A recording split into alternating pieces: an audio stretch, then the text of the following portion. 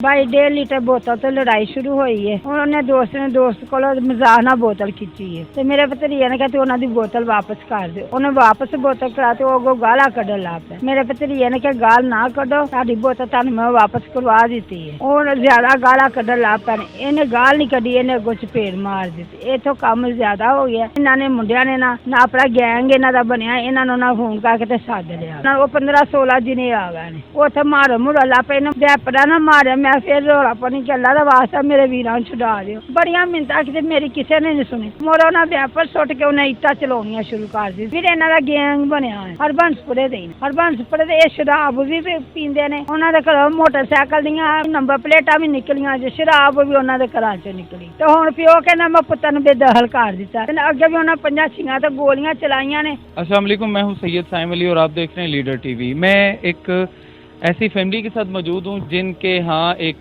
जवान शख्स की हो जाती है, हो जाता है। वाकया क्या है इनसे जानने की कोशिश करते हैं। अस्सलाम वालेकुम। वालेकुम सलाम। अच्छा, जो जिनका कत्ल हुआ है क्या लगते थे आपके? वो मेरे छोटे भाई थे। छोटे भाई थे। मुझे बताएं कि क्या वजह बनी, लड़ाई कैसे शुरू हुई और किस वजह से उनको कत्ल कर दिया? भाई 1.5 लीटर बोतल तो लड़ाई शुरू हुई है। लड़ाई च साडा कोई हाथ नहीं सीगा। मेरे भतीजे दा दोस्त सी, ओहदे अगों दोस्त सन। उन्होंने दोस्त को मजाक ना बोतल खींची है तो मेरे भतीजे ने कहा तू उन्होंने बोतल वापस कर दे। उन्हें वापस बोतल करा तो वो गाला कढ़न ला पे।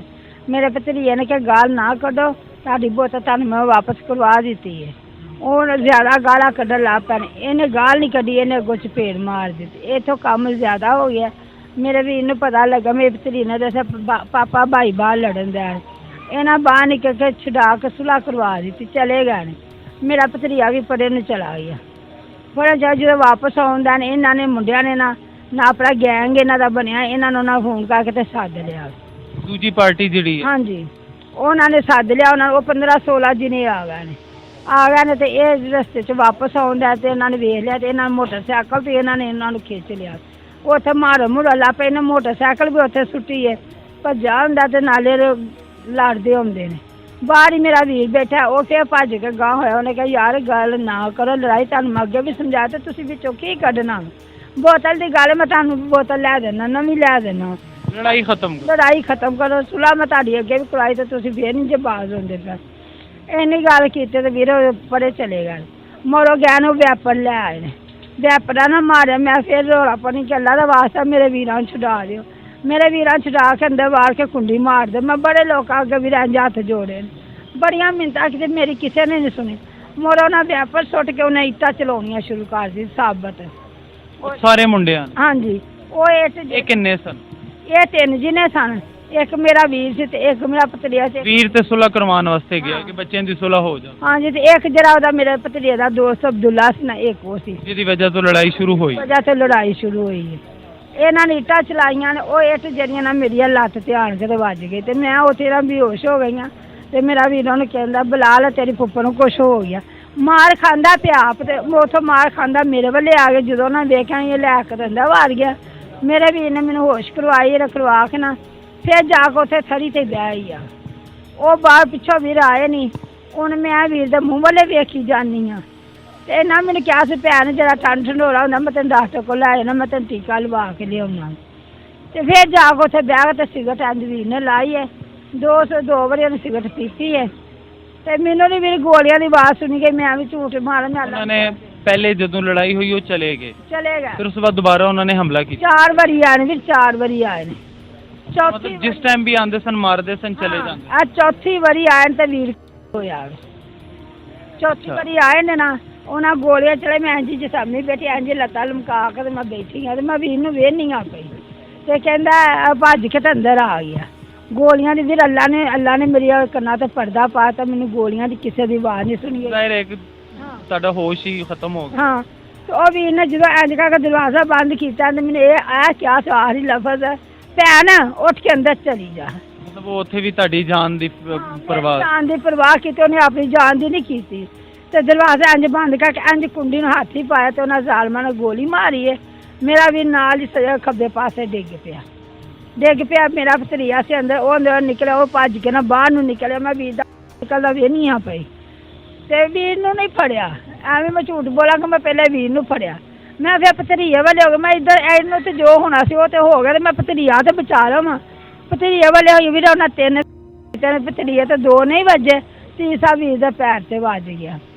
ਉਹ ਫਿਰ ਉਹਨੂੰ ਫਿਰ ਮੈਂ ਬੰਨੀ ਤੋਂ ਬਿਠਾਇਆ ਤੇ ਉਹਨਾਂ ਮੈਂ ਕਿਹਾ ਖਾਨਾ ਖਰਾਬਾ, ਮੇਰਾ ਵੀਰ ਮਰ ਗਿਆ ਜੇ, ਤੁਹਾਨੂੰ ਪਵੇ ਬਿਮਾਰੀ, ਮੇਰਾ ਵੀਰ ਮਰ ਗਿਆ। ਫਿਰ ਵੀ ਜਿੰਨੀਆਂ ਗੋਲੀਆਂ ਨੇ ਉਹ ਮਾਰ ਕੇ ਚਲਾ ਕੇ ਤੇ ਫਿਰ ਵੀਰ ਉਹ ਗਿਆ ਨੇ ਗਲੀ ਦੇ ਵਿੱਚ ਵੀ ਗਲੀ ਦੇ ਵਿੱਚ ਫਿਰ ਕਰਕੇ ਗਿਆ। ਜੇ ਮੈਂ ਵੀਰ ਨੂੰ ਵੀਰ ਸਿੱਧਾ ਕੀਤਾ ਹੀ, ਵੀਰ ਦਾ ਏਡਾ ਉੱਚਾ ਫੁਹਾਰਾ ਸੀ ਖੂਨ ਦਾ, ਤੇ ਆਪਣਾ ਦੁਪੱਟਾ ਲੈਂਜ ਲਾ ਕੇ ਵੀਰ ਦੇ ਉੱਤੇ ਇੰਜ ਰੱਖੇ ਦੂਰਾ ਕਰਕੇ ਖੂਨ ਰੁਕੇ, ਦੂਸਰਾ ਇੱਕ ਹੋਰ ਕਪੜਾ ਪਿਆ ਉਹ ਵੀ ਫੜ ਕੇ ਇੰਜ ਰੱਖ ਕੇ ਨਾ, ਵੇ ਵੀਰ ਅੱਖਾਂ ਖੋਲ, ਵੀਰ ਦੇ ਮੂੰਹ 'ਚ ਵੀ ਸਿਗਰਟ ਮੈਂ ਆਪਣੇ ਹੱਥਾਂ ਨਾਲ ਲਾਈ।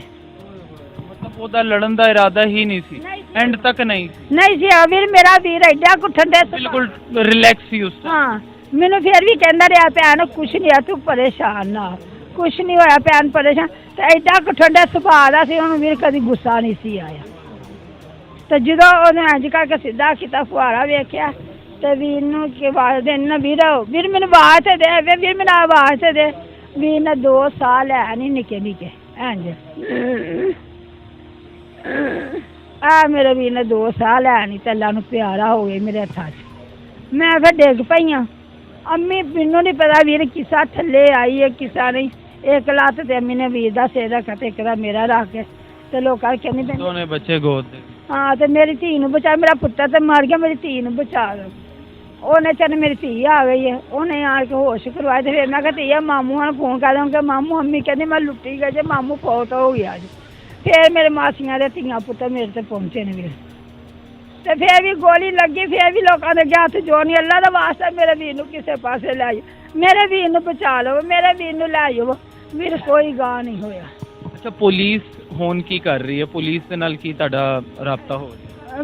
ਵੀਰ ਪੁਲਿਸ ਦੇ ਨਾਲ ਸਾਡਾ ਕੋਈ ਰਾਬਤਾ ਨਹੀਂ ਹੈਗਾ, ਸਾਡੇ ਨਾਲ ਕੋਈ ਉਹਨਾਂ ਗੱਲ ਨਹੀਂ ਕੀਤੀ, ਨਾ ਸਾਨੂੰ ਪਤਾ ਕੋਈ ਫੜਿਆ ਗਿਆ ਹੈ, ਨਾ ਸਾਨੂੰ ਪਤਾ ਕਿ ਨਹੀਂ ਫੜਿਆ ਗਿਆ। ਜਦੋਂ ਉਹਨਾਂ ਸਾਨੂੰ ਕੁਛ ਕੀਤਾ, ਜਵੀਰ ਦਾ ਜਨਾਜ਼ਾ ਰੱਖ ਕੇ ਅਸੀਂ ਉਹ 'ਤੇ ਇਤਜਾਜ ਕੀਤੀ ਹੈ, ਫਿਰ ਵੀ ਉਹ ਆਇਆ SP ਆਇਆ, ਉਹਨੇ ਕਿਹਾ ਜੀ ਮੈਨੂੰ 2 ਘੰਟੇ ਦਾ ਟਾਈਮ। 2 ਘੰਟੇ ਵੈਸੇ ਗ੍ਰਿਫਤਾਰ ਕਰ ਲਿਆ? ਹਾਂਜੀ। ਤੇ ਬਾਅਦ ਇਹ ਜਿਹੜੇ ਬੰਦੇ ਸਨ ਇਹ ਪਹਿਲੇ ਵੀ ਕਿਧਰੇ ਲੜਾਈ ਝਗੜੇ ਦੇ ਵਿੱਚ ਮੁਲਵਸ? ਹਾਂਜੀ, ਇਹ ਕਰਦੇ ਨੇ ਵੀਰ, ਇਹਨਾਂ ਦਾ ਗੈਂਗ ਬਣਿਆ ਹੈ। ਇਹ ਕਿਸ ਏਰੀਏ ਹਰਬੰਸਪੁਰੇ ਦੇ ਹੀ ਨੇ। ਹਰਬੰਸਪੁਰੇ ਦੇ। ਇਹ ਸ਼ਰਾਬ ਵੀ ਪੀਂਦੇ ਨੇ ਇਹਨਾਂ ਦੇ ਕੋਲ। ਮਤਲਬ ਕਤਲ ਹੋ ਗਿਆ, ਸਭ ਕੁਝ ਹੋ ਗਿਆ, ਗੋਲੀਆਂ ਚਲੀਆਂ, ਪੁਲਿਸ ਨੇ ਇੱਕ ਬੰਦਾ ਵੀ ਨਹੀਂ ਫੜਿਆ? ਨਹੀਂ, ਉਹਨਾਂ ਦੇ ਘਰੋਂ ਅਸਲਾ ਵੀ ਨਿਕਲਿਆ ਜੇ, ਉਹਨਾਂ ਦੇ ਘਰੋਂ ਮੋਟਰਸਾਈਕਲ ਦੀਆਂ ਪਲੇਟਾਂ ਵੀ, ਨੰਬਰ ਪਲੇਟਾਂ ਵੀ ਨਿਕਲੀਆਂ ਜੇ, ਸ਼ਰਾਬ ਵੀ ਉਹਨਾਂ ਦੇ ਘਰਾਂ 'ਚੋਂ ਨਿਕਲੀ ਜੇ। ਤੇ ਹੁਣ ਪਿਓ ਕਹਿੰਦਾ ਮੈਂ ਪੁੱਤਰ ਨੂੰ ਬੇਦਖਲ ਕਰ ਦਿੱਤਾ, ਕੋਈ ਬੇਦਖਲ ਨਹੀਂ ਕੀਤਾ ਹੈਗਾ। ਇਹ ਸਾਰਾ ਝੂਠ ਮਾਰਦੇ ਨੇ। ਅੱਗੇ ਵੀ ਉਹਨਾਂ 5-6 ਤੇ ਗੋਲੀਆਂ ਚਲਾਈਆਂ ਨੇ, ਉਹ ਕਿਸੇ ਦੀ ਲੱਤ ਤੇ ਵੱਜ ਗਈ, ਕਿਸੇ ਦੀ ਬਾਂਹ ਤੇ ਵੱਜ ਗਈ, ਉਹ ਬਚ ਜਾਂਦੇ ਰਹਿਣ, ਜਾ ਕੇ ਮਾਫੀਆ ਮੰਗ ਲੈ। ਤੁਹਾਡਾ ਜਿਹੜਾ ਭਤੀਜਾ ਜਿਹਦੇ ਪੈਰ ਤੇ ਲੱਗੀ ਉਹਦੀ ਕੀ ਕੰਡੀਸ਼ਨ ਹੈ ਹੁਣ? ਵੀਰ ਕਿੱਥੇ ਆ? ਉਹ ਹਸਪਤਾਲ ਦਾਖਲ ਹੈ ਜੀ। ਅੱਛਾ, ਉਹ ਹਸਪਤਾਲ ਦਾਖਲ ਹੈ। ਉਹਦਾ ਵੀਰ ਖੂਨ ਹੀ ਨਹੀਂ ਪੈਰ ਦਾ ਰੁਕਦਾ ਪਿਆ। ਤੇ ਹੁਣ ਤੁਸੀਂ ਕੋਈ ਅਪੀਲ ਕਰਨਾ ਚਾਹੋ ਪੁਲਿਸ ਦੇ ਅੱਗੇ, ਮਰੀਮ ਸਾਹਿਬਾ ਦੇ ਅੱਗੇ, ਉਹ ਤੁਹਾਡੀ ਕਿਸ ਤਰ੍ਹਾਂ ਮਦਦ ਕਰ? ਅਸੀਂ ਮੈਂ ਪੁਲਿਸ ਨੂੰ ਵੀ ਇਹੀ ਕਹਿੰਦੇ ਆ ਕਿ ਸਾਨੂੰ ਇਨਸਾਫ ਚਾਹੀਦਾ, ਜਲਦ ਤੋਂ ਜਲਦ ਉਹਨਾਂ ਕਾਤਲਾਂ ਨੂੰ ਫੜਨ। ਤੇ ਮਰੀਮ ਨਵਾਜ਼ ਨੂੰ ਵੀ ਕਹਿੰਦੇ ਸਾਨੂੰ ਬਦਲਾ ਖੂਨ ਚਾਹੀਦਾ, ਸਾਡੀ ਜਦੋਂ ਗਲਤੀ ਨਹੀਂ ਸੀ ਹੈਗੀ। ਮੇਰਾ ਵੀਰ ਤੇ ਬੇਹੱਕ ਮਾਰਿਆ ਗਿਆ, ਮੇਰੀ ਮਾਂ ਮੰਜੀ ਤੇ ਮਜ਼ਦੂਰ ਹੈ, ਮੇਰੀ ਜਵਾਨ ਭਰਜਾਈ, 4 ਬੱਚੇ ਨੇ। ਹੁਣ ਘਰ ਦਾ ਵਾਰਸ ਸੀ ਕਮਾਉਣ ਵਾਲਾ, ਉਹ ਚਲਾ ਗਿਆ ਜੇ ਭਤਰੀਆ, ਉਹ ਹਸਪਤਾਲ ਪਿਆ, ਤੇ ਅਸੀਂ ਦੱਸੋ ਸਾਡੇ ਘਰ ਕਿੱਥੋਂ ਰਾਸ਼ਨ ਆ? ਤੁਹਾਨੂੰ ਪਤਾ ਅੱਜ ਕੱਲ੍ਹ ਜਿੰਨੇ ਖਾਣ ਵਾਲੇ ਉਹਨੇ ਕਮਾਉਣ ਵਾਲੇ ਤੇ ਖਾਣ ਵਾਲੇ ਤੇ ਫੇਰ ਪੂਰੀ ਪੈਂਦੀ। ਜਿੱਥੇ ਘਰ ਦਾ ਚਰਾਗ ਹੀ ਚੱਲੋ ਤਾਂ ਘਰ ਰਾਸ਼ਨ ਕਿੱਥੋਂ ਆਏਗਾ? ਉਹ ਕਿੱਥੋਂ ਪੂਰਾ ਕਰਨਗੇ, कितों बच्चों को खवावेगी। अच्छा नाजरीन, सूरत हाल आपके सामने है। पंजाब पुलिस की हम अक्सर तारीफ़ भी करते हैं और यहाँ पर अगर देखा जाए तो पंजाब पुलिस की परफॉर्मेंस बिल्कुल सिफर है। वजह यह है कि 8 दिन हो गए, दिन दहाड़े यहाँ पर कत्ल हुआ, उसके बाद पूरा इलाका गवाही देने को तैयार है कि कत्ल किस तरह से हुआ है, लेकिन अभी तक उनको ना पकड़ा जा सका है, ना उनके घरों पे रेड कोई प्रॉपर तरीके से हुई है। फैमिली बिल्कुल भी मुतमिन नहीं है। ये बता रहे हैं कि हमें पुलिस से दरख्वास्त है कि पुलिस इस टाइम हमारी मदद करे, मुश्किलात का सामना है, घर के अंदर चूल्हा तक नहीं जल रहा, घर के अंदर खाना नहीं बन रहा, क्योंकि जो कमाने वाला था वो तो दुनिया से चला गया है। अभी जो अस्पतालों के अखराजात शुरू हो गए, इनका जो दूसरा लड़का है उसकी सूरत में आप खुद अंदाज़ा लगा सकते हैं इस टाइम घर के हालात क्या होंगे। میں آئی جی پنجاب صاحب سے گزارش کروں گا, مریم صاحبہ سے گزارش کروں گا, خدارہ اس ٹائم اس فیملی کو مدد کی ضرورت ہے. آپ سب کا کام ہے اس فیملی کو سپورٹ کرنا. ان کی طرف سے بتایا جا رہا ہے ایک بندہ یہاں پر نہیں آیا, نہ سرکاری آفیسر کوئی آیا, نہ کوئی علاقے کے بڑے لوگ آئے, کسی نے پتہ نہیں کیا. ایک فیملی کو بالکل پاکستان کے اندر اکیلا چھوڑ دی ہے. دوستو آپ لوگ کمنٹ باکس کے اندر اپنی رائے بھی ضرور دیجیے گا. اپنے میزبان کو اجازت دیجیے. اللہ حافظ.